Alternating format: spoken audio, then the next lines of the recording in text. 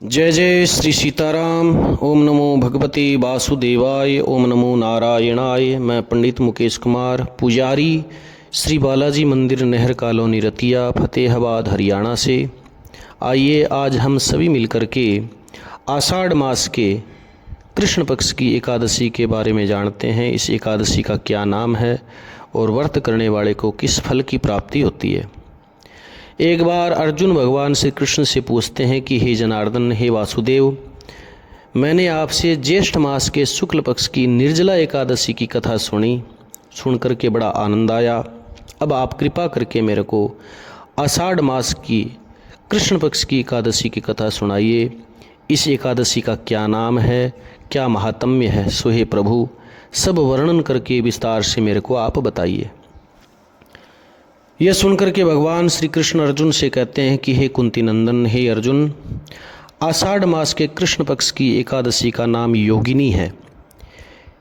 इसके व्रत से समस्त पाप नष्ट हो जाते हैं। यह व्रत इस लोक में भोग तथा परलोक में मुक्ति देने वाला है। हे अर्जुन, यह एकादशी तीनों लोकों में प्रसिद्ध है। इसके व्रत करने से समस्त पाप नष्ट हो जाते हैं। हे अर्जुन, मैं तेरे से पुराण में कही हुई एक कथा बताता हूँ, उसे ध्यान लगा करके सुना। भगवान कहते हैं कि हे अर्जुन, अलकापुरी नाम की नगरी में यानी स्वर्ग में कुबेर नाम का राजा एक राज करता था। वह भगवान शिव का बड़ा भक्त था।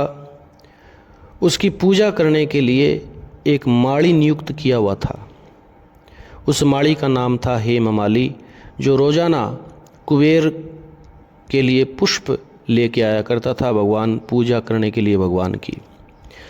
माली के विशालाक्षी नाम की एक बड़ी ही सुंदर स्त्री थी।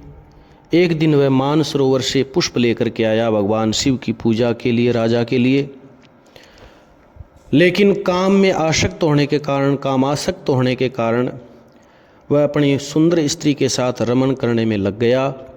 दोपहर तक वह राजा के पास भगवान की पूजा के पुष्प लेकर के पहुंचा नहीं। राजा कुबेर को उसकी राह देखते देखते दोपहर हो गई।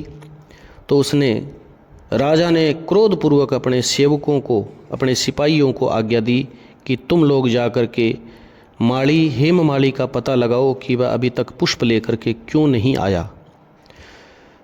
जब सेवकों ने उसका पता लगा लिया घर पर जाकर के, तो आकर के राजा से कहने लगे कि हे राजन, वह माली अभी तक अपनी स्त्री के साथ कामासक्त होकर के रमण कर रहा था।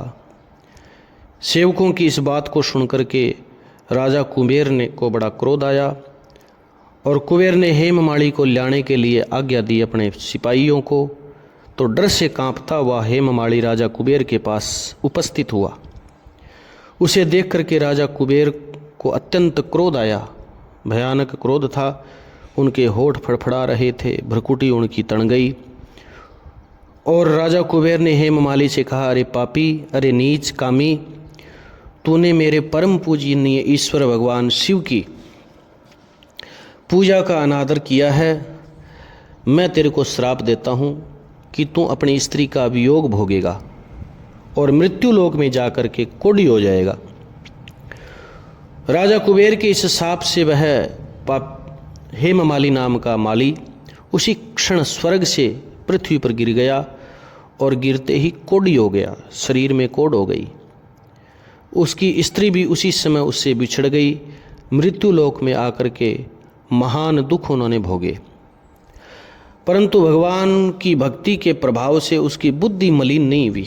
ये एक विशेष बात है इस कथा की कि चाहे हमें कितना ही दुख मिल जाए, चाहे कितने ही जन्म मिल जाए, लेकिन भगवान की भक्ति दूसरे जन्म में भी हमारी बुद्धि मलिन नहीं होने देती, कहीं न कहीं ईश्वर की ओर हमें आकर्षित कर ही देती है। उसी प्रकार उस हेममाली के साथ हुआ। उसकी बुद्धि जो है मलिन नहीं हुई, पूर्व जन्म की शुद्ध उसको रही। इसलिए वह अनेक दुख भोगता हुआ, अपने पूर्व जन्म के कुकर्मों को याद करता हुआ हिमालय की पर्वत की तरफ वो चल दिया। चलते चलते वह एक ऋषि के आश्रम में पहुंचा। उन ऋषि का नाम था मार्कंडेय। वह ऋषि अत्यंत बूढ़े थे, वृद्ध थे, बड़े तपस्वी थे और तपस्या में वो दूसरे ब्रह्मा के समान लग रहे थे। इतना उनका तेज था। उनका वह आश्रम ब्रह्मा जी की सभा के समान यानी ब्रह्मलोक के समान शोभा दे रहा था। उनको देख करके वह हेममाली वहाँ पर गया, उनको प्रणाम करके मार्कंडेय ऋषि के चरणों में गिर पड़ा। हेममाली को देख करके मार्कंडेय ऋषि ने कहा कि अरे तुम कौन हो और ऐसे कौन से खोटे कर्म तूने किए हैं जिससे तू कोढ़ी हो गया, तेरे शरीर से महान दुर्गंध आ रही है और ये तू महान दुख भोग रहा है। तो हेममाली कहने लगा कि हे प्रभु, हे मुनि, मैं यमराज कुबेर का सेवक हूँ, मेरा नाम हेममाली है। राजा की पूजा के लिए मैं नित्य प्रति भगवान शिव की पूजा करने के लिए पुष्प लेकर के आता था। एक दिन अपनी स्त्री के साथ विहार करते करते मेरे को देर हो गई और दोपहर तक राजा के पास पुष्प लेकर के मैं पहुंचा नहीं। तब उन्होंने मेरे को श्राप दे दिया कि तू अपनी स्त्री का वियोग भोगेगा और मृत्यु लोक में जाकर के कोढ़ी बन करके दुख भोगेगा। इस कारण मैं कोढ़ी हो गया हूँ तथा पृथ्वी पर आकर के मैं असहनीय कष्ट भोग रहा हूँ। हे ऋषिवर, कृपा करके आप कोई ऐसा उपाय बताइए जिससे मेरी मुक्ति हो सके और इस असह्य दुख से मेरे को छुटकारा मिल सके, यानी कोढ़ से छुटकारा मिल सके। इस पर मार्कंडेय ऋषि कहने लगे कि हे हेममाली, तूने मेरे सामने सत्य वचन कहे हैं, इसलिए मैं तेरे उद्धार के लिए एक उपाय, एक व्रत बताता हूँ। कभी भी अपने गुरु से, वेद से और अपने बड़ों के सामने झूठ नहीं बोलना चाहिए। इस वाक्य का मतलब यह है, गुरु से कभी भी झूठ नहीं बोलना चाहिए, गुरु के सामने कभी भी कोई राज छुपाना नहीं चाहिए और डॉक्टर के सामने भी, वेद के सामने भी किसी प्रकार का छुपाना नहीं चाहिए। जो भी रोग हो, गुप्त रोग भी हो तो भी प्रकट कर देना चाहिए ताकि उसका सही से इलाज हो सके। इस पर प्रसन्न होकर के मार्कंडेय ऋषि कहते हैं कि तूने मेरे सामने सत्य वचन कहे, इसलिए मैं तेरे को व्रत बताता हूँ। मार्कंडेय ऋषि कहते हैं कि हे ममाली, यदि तू आषाढ़ मास के कृष्ण पक्ष की योगिनी एकादशी का व्रत करे विधि पूर्वक तो तेरे समस्त पाप नष्ट हो जाएंगे। इस पूजा में भगवान श्री विष्णु की, लक्ष्मी जी की पूजा करनी है और अन्न नहीं खाना चाहिए। इस पर प्रसन्न होकर के हेममाली बड़ा प्रसन्न हुआ और सारे व्रत की विधि जान करके, भगवान की पूजा की विधि जान करके, मुनि के वचनों के अनुसार, कहे अनुसार योगिनी एकादशी का विधि पूर्वक व्रत करने लगा।